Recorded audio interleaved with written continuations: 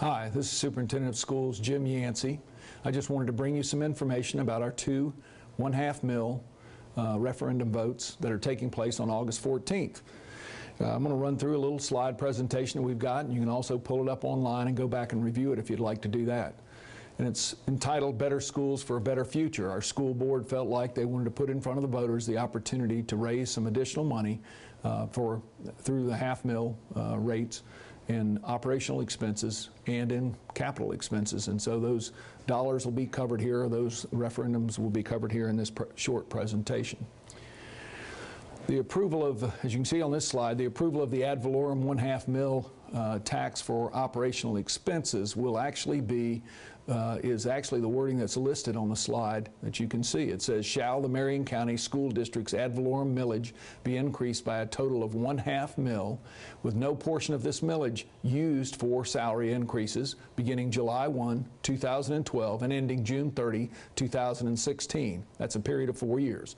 For necessary operating expenses, including art, music, and school library programs, reading coaches, summer school, tutoring, and credit recovery classes to prepare students for college and the workplace.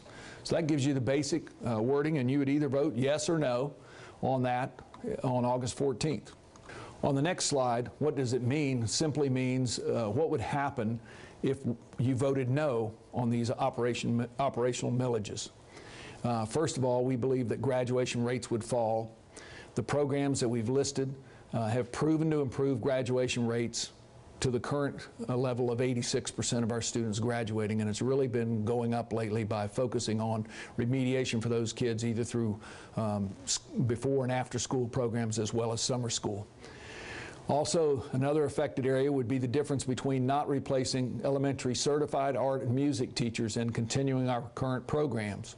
Right now, we've got our elementary school art and music teachers sharing positions in the smaller schools so that a student only gets half the opportunity in art and music that they would in some of our larger schools. And finally, we would do the same thing with our certified librarians, because only high schools will require certified librarians. What would it mean to our students if it passes?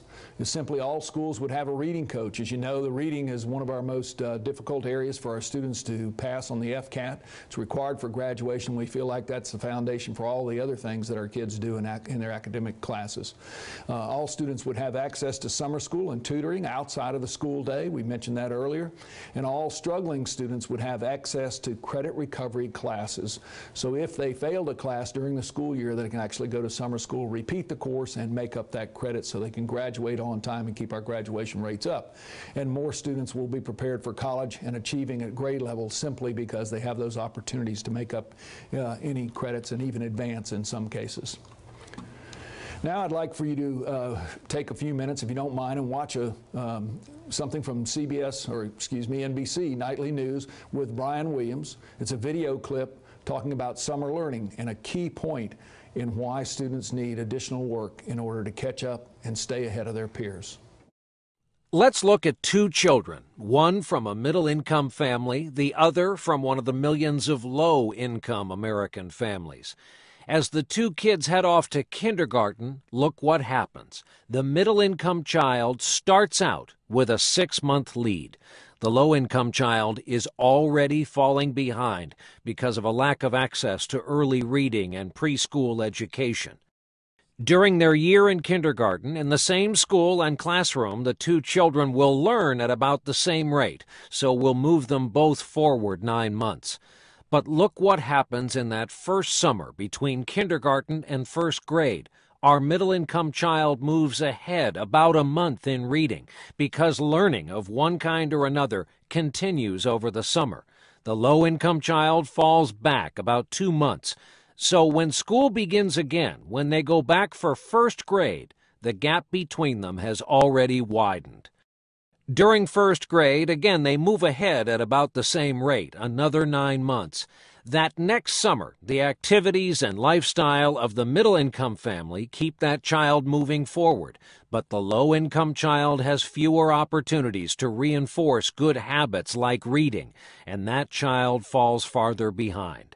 Then we come to second grade, and again, our two children learn at the same rate. But the summer after second grade sets our low-income child back again, and our middle-income child moves forward again, and the gap widens again. By just the third grade, the two children are already far apart. By the end of fifth grade, the gap between the children is 2.5 to 3 years. It will keep growing through middle school.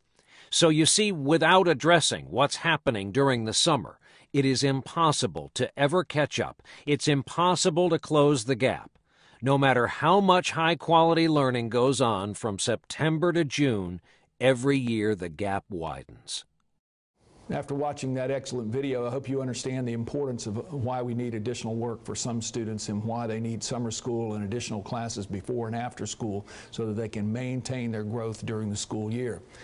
In the next slide, we actually see the wording for the ad valorem taxes for capital expenses and what would happen if, actually it talks about we want approval of the additional 1/2 mil for capital expenses. And it says simply, shall the Marion County School District's ad valorem millage be increased by a total of 1/2 mil, with no portion of this millage used for salary increases beginning July 1, 2012 and ending June 30, 2016. For a local capital improvement reserve fund to be utilized for expenses in the 5-year capital plan associated with reconstruction, maintenance, and improvement of school facilities, including school technology needs and development of an alternative school. What does this mean? It means that currently we have $1 million for all repairs, and that's for 6 million square feet of space in 51 schools. We have 5 bus garages, district offices, etc. It's simply not enough money. Do we continue to repair schools?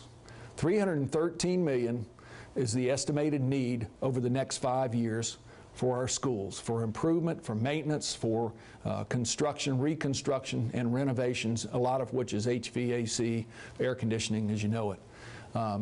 And then the second bullet is, how do we meet the digital textbook requirement in 2014? That's something that the state legislature has required, so it's coming in 2014. Everybody's got to have digital textbooks, and keep our teacher and student technology for testing up to date.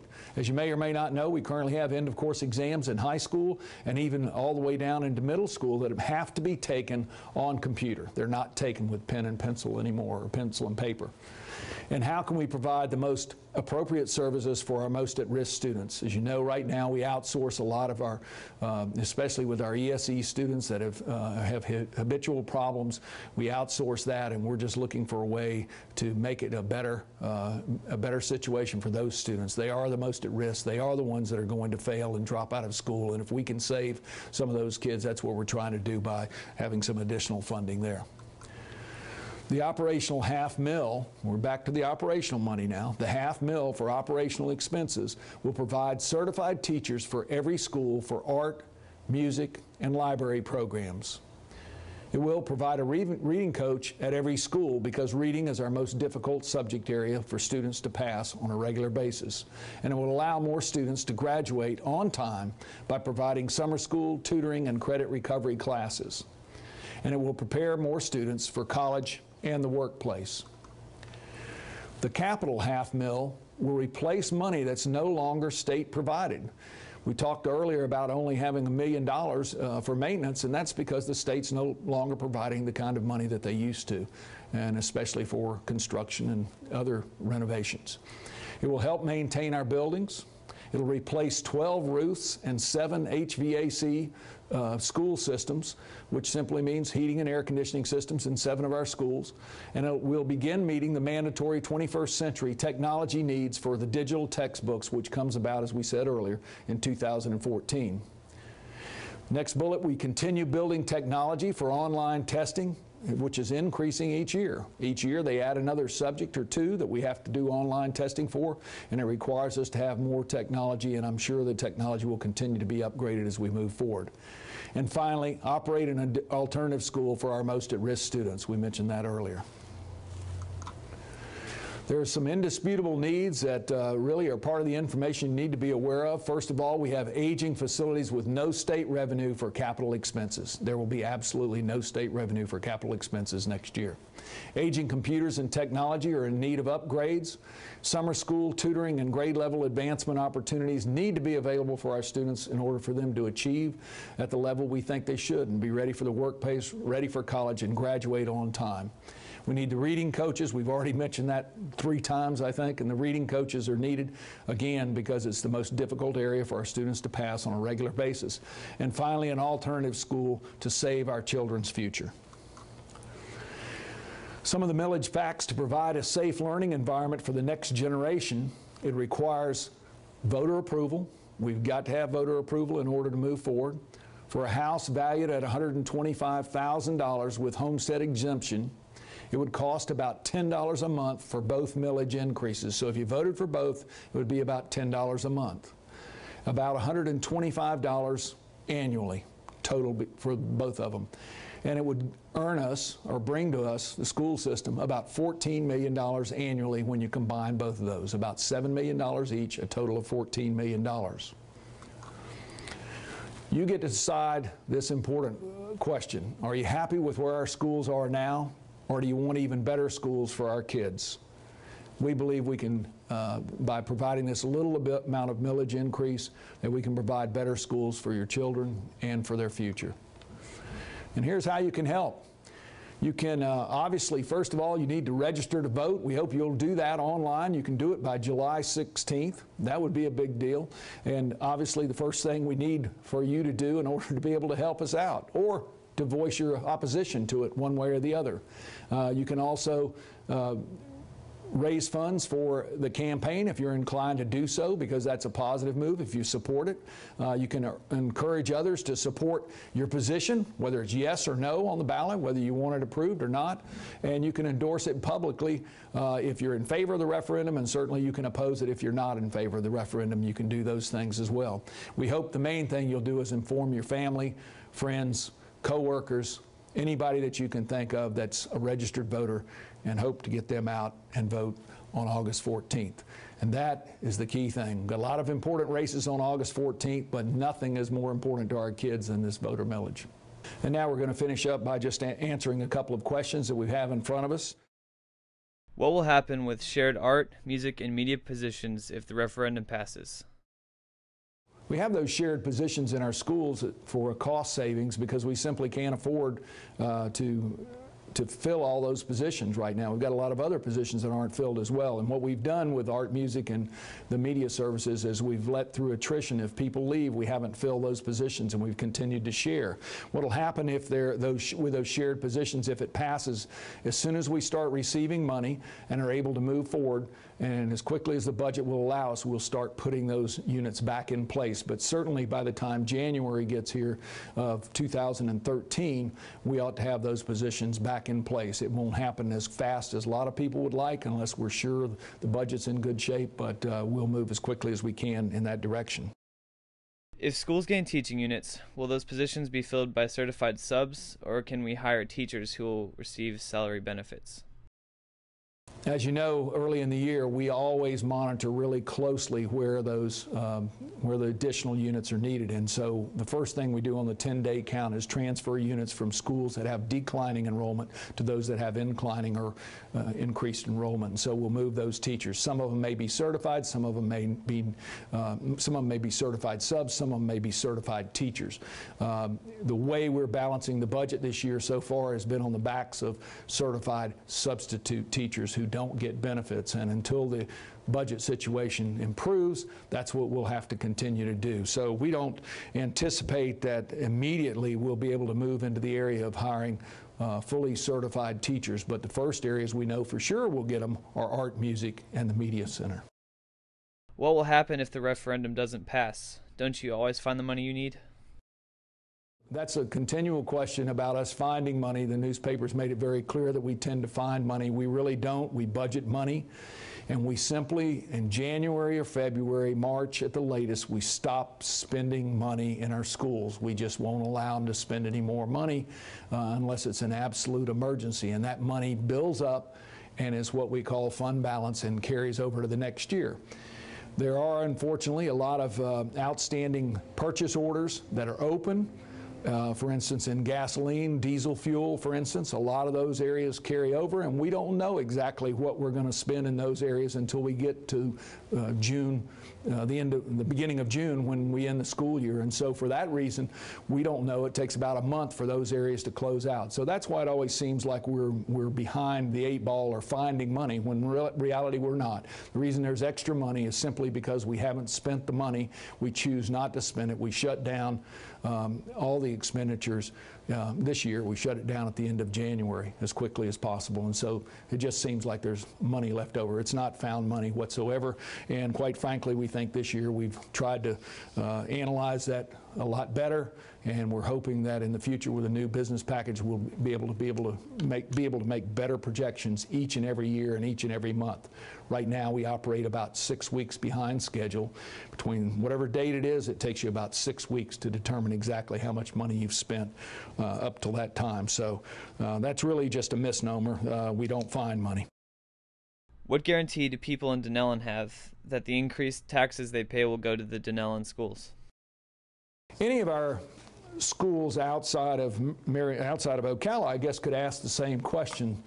The money that we raise as taxpayers for Marion County, all of us raise and give to the school board, is shared with all the schools equally. In many cases, smaller schools in outlying areas are supported by our larger schools, especially our high schools. And so that money is equally distributed, and we try to make sure that that the increased taxes will actually work on students or work on schools that are in the Dunellen area as well as every other area. In fact, glancing quickly at the 5-year capital plan, we can see that Dunellen Elementary School is currently scheduled for upgrades in the last 5-year plan for 2013-14, but that probably won't take place. That's $3 million. If we don't have the funding, we certainly can't move forward. And then in 14-15, Dunellen High School is scheduled to have HVAC upgrades going on as well. So clearly that money would be used in those areas if we could. And then at Romeo Elementary School, which is also the Dunellen area, in 14-15, there's actually looking at a covered area for physical education. And then in in a different area, equipment storage area at Dunellen Elementary School was done this year. Dunellen High School, for instance, it was scheduled for a big renovation in their cafeteria next year, but that cannot happen with our current budget situation. It just can't take place. And so they probably will end up with a covered dining room or patio outside, which is about $278,000. And then Dunellen Middle School, they also are looking at a cafeteria and media renovation of the school that's scheduled in 13-14 for about a little over $14.5 million. And quite frankly, with our current budget, unless this millage passes, that won't even be something we can consider. But all of those areas are really applied to all the schools. I could go down and list every school. I just happened to pick the Dunellen area because that's the question that looked like they were specifically concerned with. I could go to every area and point out projects that we simply can't do that need to be done if we don't have this millage pass. But I hope that the voters will take a look at this. I hope that you'll vote for it, but currently you can make that decision. If you like what we're doing now and you want us to stay right here and not spend any more money, that's what will happen. Our schools will, the maintenance will not cover the needs that we have, and our schools will continue to age until there's more money available and we're able to do some renovations. But that's certainly left up to the voters, but I hope that you'll consider the needs of the children and vote for the $500,000 on August 14th. Thank you.